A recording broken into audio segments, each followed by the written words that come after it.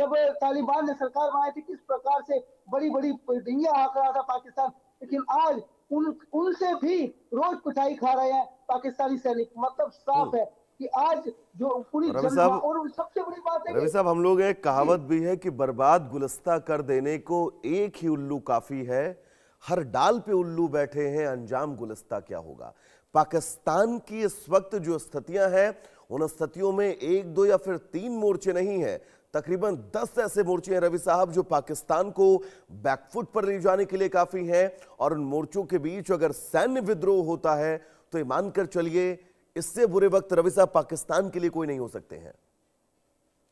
जी बिल्कुल आपने सही कहा। सबसे बड़ी बात यह है कि वहां पे ना सिर्फ राजनीतिक उथल पुथल है, वहां पे अंदरूनी विद्रोह है। वहां पर हर जगह से पाकिस्तान पिट रहा है, और बड़ी बड़ी रिंगियां हाककर जिस प्रकार से अमेरिका और ईरान के बीच में बातचीत को लेकर जिस प्रकार से उत्साहित नजर आ रहा था, ये जितने भी डिसीजन है कहीं ना कहीं आसिम मुनीर के हाथों लिए जा रहे हैं। और आसिम मुनीर आज एक ऐसी फांस बन चुका है जिसको लेकर सेना में भी विद्रोह शुरू हो चुका है।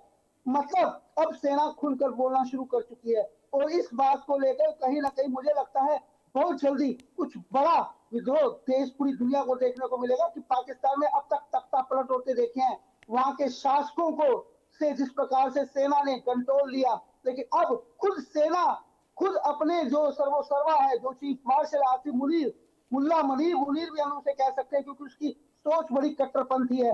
जिस प्रकार की वो योजनाएं करता है, और सबसे बड़ी बात है इस समय जिस प्रकार से उसके पास एटॉमिक पावर का कंट्रोल है, मैं समझता हूँ पूरी दुनिया के लिए एक बहुत बड़ा खतरा है।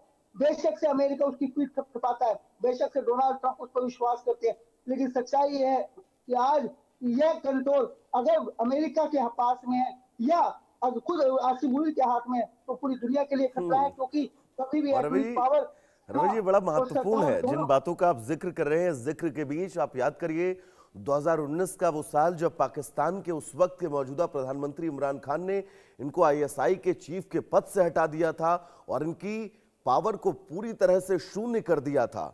और पाकिस्तान में परिस्थितियां कैसी बदली हैं। इमरान खान जेल के अंदर हैं, उनकी बहनों को उनसे मिलने नहीं दिया जा रहा है, उनकी आंखों में बताया जा रहा है कि रेड कलर का एक डॉट स्पॉट पड़ा हुआ है, ब्लड जो है वो उनकी आंख के अंदर जमा हुआ है। इस स्थिति में पूर्व प्रधानमंत्री वहां का है और यासिम मुनीर प्रमोशन पे प्रमोशन, जिम्मेदारियां पे जिम्मेदारियां।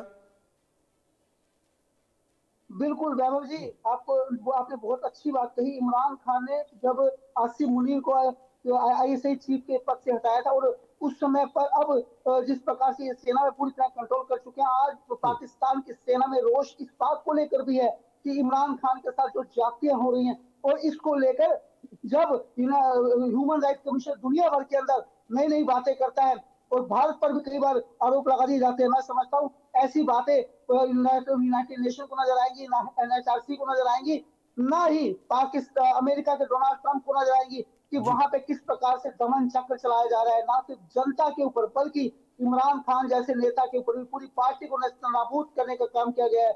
आज भी खैबर पख्तूनख्वा में जिस प्रकार से पूरा माहौल शांत किया जा सकता है, अगर इमरान खान चाहे तो इमरान खान के हाथ में आज भी वहां के को लोग बहुत मानते हैं। मुझे लगता है पाकिस्तान में आज बहुत बड़ा विद्रोह इसी बात को लेकर भी है, क्योंकि इमरान खान के साथ ज्यादतियां हो रही हैं, जिस प्रकार से उनकी बहनों के साथ ज्यादतियां हो रही हैं, उनके कार्यकर्ताओं पर ज्यादतियां हो रही हैं, उनके नेताओं को अंदर कर दिया गया, और उनको लंबी सजाएं दे दी गई। मैं समझता हूँ ये वहां की पाकिस्तान का न्यायालय की बात करें ना, तो वहां पे किसी प्रकार की न्याय प्रक्रिया पे कोई भरोसा किया जा सकता है, जी। ना ही वहां की सरकार पर भरोसा किया जा सकता है। सेना अपना दमन चक्र चला रही है। मतलब इस समय पाकिस्तान के हालात इतने खराब है कि वहां पे कुछ भी बड़ा कभी भी हो सकता है, और यह आशंका नहीं और है, मैं यह रवि साहब ये सच्चाई है, सवाल पूरी आपसे दुनिया इस करने बात वाला को भी जानती था। है। रवि साहब ये सवाल मैं आपसे करने वाला भी था कि पाकिस्तान के अगर आप इतिहास को देखें, इतिहास से लेकर आज की तारीख तक का, मुझे नहीं लग रहा है कि जो स्थितियां, जिन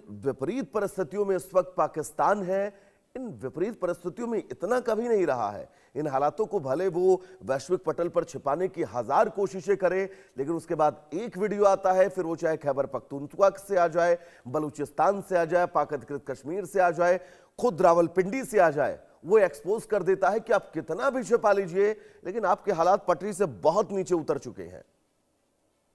वैभव जी, एक तरफ ये लोग इस्लामिक नाटो की बात करते हैं, समझिए जी। बात को, इस्लामिक नाटो की, और खुद को तो बहुत बड़े जिस प्रकार से न्यूक्लियर पावर होने की वजह से पूरी दुनिया में अपना रोब झाड़ने की पाकिस्तान कोशिश करता है। दूसरी तरफ अपने ही घर के अंदर बलूचिस्तान के लड़ाके, बलूच लड़ाके, इनको इनकी पूरी ट्रेन हाईजैक कर लेते हैं, इन्हें बंधक बना लेते हैं, इनको मार दिया जाता है। और सबसे बड़ी बात यह है कि आत्मरक्षा में वो जिस प्रकार से बलूच लड़ाके लड़ रहे हैं, जिस प्रकार से पश्तून लड़ाके इनकी नाक में दम कर रखे हैं, जिस प्रकार से तहरीक तालिबान के लड़ाके इनकी नाक में दम कर रखे हैं, मैं समझता हूँ कि आज पाकिस्तानी सेना बाहर से तो क्या लड़ेगी जब अपने ही घर में पिट रही है। और आसिम मुनीर अपने पद पे पद बढ़ाया जा रहा है। और सबसे बड़ी बात है वो इस्लामिक नाटो बनाने की बात करता है, बहुत हास्यास्पद लगता है। दूसरे देशों को सुरक्षा देने की बात करता है और खुद जी तुर्की और चीन के ये समाज बड़ा पर निर्भर है। हास्यास्पद है मैं सर समझता हूँ कि हम लोग यहाँ ये कहते हैं कि बिल्कुल घर में नहीं हास्यास्पद है, दाने बहुत ही और बाहर आप चल रहे हैं भुनाने। जी वैभव जी बहुत ही हास्यास्पद। मैं समझता हूँ कि आसिम मुनीर जो सपने देख रहे हैं, जो मुंगेरी लाल के असीम सपने मैं समझता हूँ वो देख रहे हैं, ऐसा कुछ होने वाला नहीं है। बहुत जल्दी उनका पतन होने वाला है और पतन की राह पर वो निकल चुके हैं। वहां पर एक बड़ा तख्ता पलट होना लगभग तय है, क्योंकि और जिस अभी साहब प्रकार मुझे से अफसोस हालात तो बन रहे हैं। पाकिस्तान की आवाम को लेकर हो रहा है कि पाकिस्तान की आवाम क्या वो समझ नहीं पा रही है कि ये सेना और सरकार की ये जो चक्की है, उस चक्की के बीच में पाकिस्तान की आम आवाम जो है वो आज़ादी और बंटवारे के बाद से पिसती जा रही है, पिसती जा रही है, पिसती जा रही है। और वहां की आवाम बस मौन आवाज खड़ी है और अगर बोलती भी है तो यहां पर बंदूकों की नोक पर उन आवाजों को दबा दिया जाता है।